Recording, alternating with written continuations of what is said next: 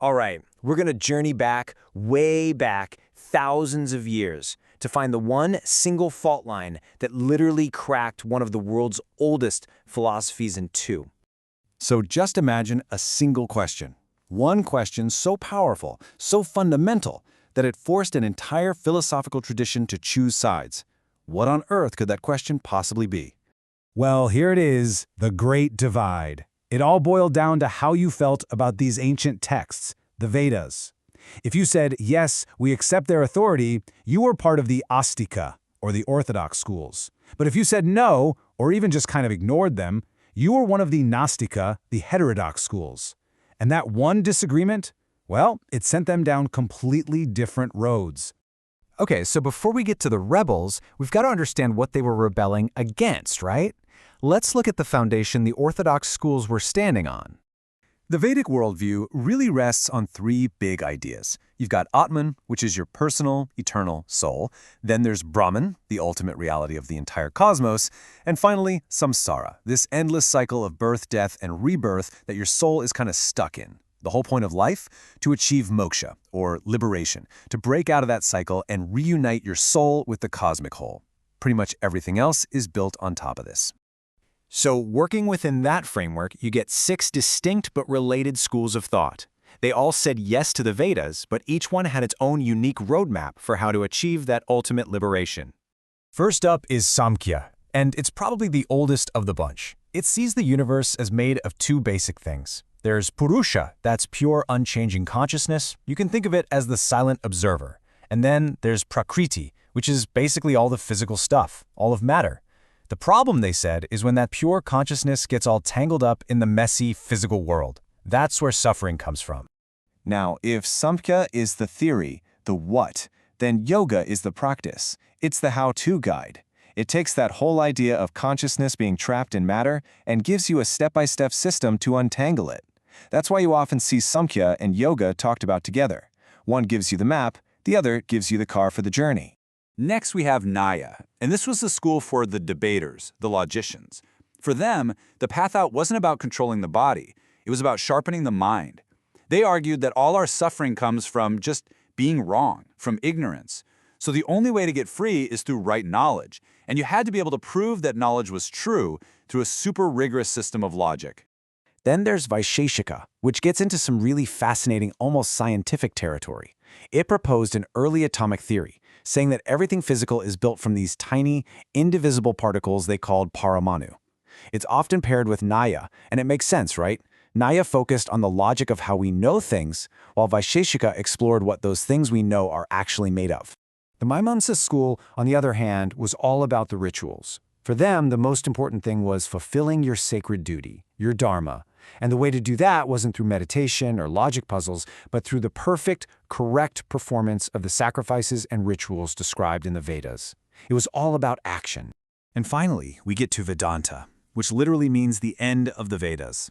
This one is huge, arguably the most influential of them all. Vedanta focused on the later, more philosophical parts of the Vedas and made this absolutely profound claim. Your individual soul, your Atman, isn't just a part of the ultimate reality, Brahman. It is Brahman. They are one and the same. Liberation, then, is just waking up and realizing that truth. So, you've got this whole ecosystem of philosophies. It sounds pretty comprehensive, doesn't it? So why on earth did anyone feel the need to rebel against it all? Well, this is where it gets really interesting. See, this wasn't just some intellectual spat. There was real-world stuff going on. Around the 6th century BCE, the Vedic rituals had become super complex and expensive, and only the rich could afford them. The rigid caste system was causing a lot of resentment. You had a new merchant class that was getting rich but had zero social power. And farmers, well, they needed their cattle to plow fields, not to be used in sacrifices. Plus, the rebels started teaching in the common languages, not just the elite Sanskrit. The whole system was under pressure. And this chart just lays out the battle lines perfectly. The Orthodox side? They accepted the Vedas, supported the rituals, believed in that permanent soul, and upheld the caste system. The heterodox schools? They threw it all out. They rejected the Vedas' authority, criticized the sacrifices, often denied there was a permanent soul at all, and they directly challenged the social order. A total philosophical revolution. And among these rebels, you had some really radical thinkers. Take the Charvakas. They were pure materialists. Their motto was basically, if you can't see it, touch it, or taste it, it doesn't exist. No soul, no gods, no afterlife. So the goal in life? Enjoy it while you can. On the complete other end of the spectrum, you had the Ajivikas. They were extreme fatalists. They believed everything, and I mean everything, is already predetermined. Free will? Total illusion. But the most famous and maybe the most enduring challenge to that old Vedic tradition came from a young prince named Siddhartha Gautama, who decided he had to find the answers for himself.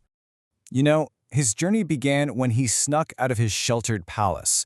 The first thing he saw that shattered his perfect world was an old man just frail and bent over. For the very first time, the prince had to confront the reality that everyone eventually gets old. Next, his second sight was a man racked with disease. And again, another piece of his shielded reality just crumbled. He saw that sickness and physical pain are just a part of life. The third sight, well, this one hit hard. It was a corpse being carried away. And there it was, the final, unavoidable truth that no one had ever told him about: death.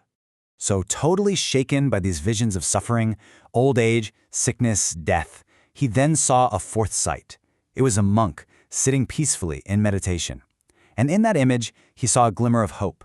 Maybe, just maybe, there was a way to find peace, even in a world filled with so much suffering. That was the moment that changed everything. And that quest became his life's work. At 29, he walked away from his palace, his wealth, everything. He spent years searching, and then at age 35, he finally attained enlightenment, becoming the Buddha. And he spent the rest of his long life teaching the path that he had discovered to anyone who would listen. So, okay, why are we talking about these debates from thousands of years ago? I mean, what does it matter to us now? Well, because these ideas, they never really went away. Seriously, the echoes from this ancient philosophical clash are all around us. The fact that yoga studios are in nearly every city in the world. The concept of karma being a part of our everyday language. The principle of nonviolence, Ahimsa, that inspired leaders like Gandhi and Martin Luther King Jr. The entire mindfulness boom. It all has roots right here in this explosion of ideas. They're as alive today as they ever were. You know, these thinkers, they grappled with the biggest, most fundamental questions of their time, and their answers literally shaped history. So it leaves us with one last thought, doesn't it? What's the single defining question of our time? What are we debating right now that people thousands of years from now will look back on as our great philosophical divide?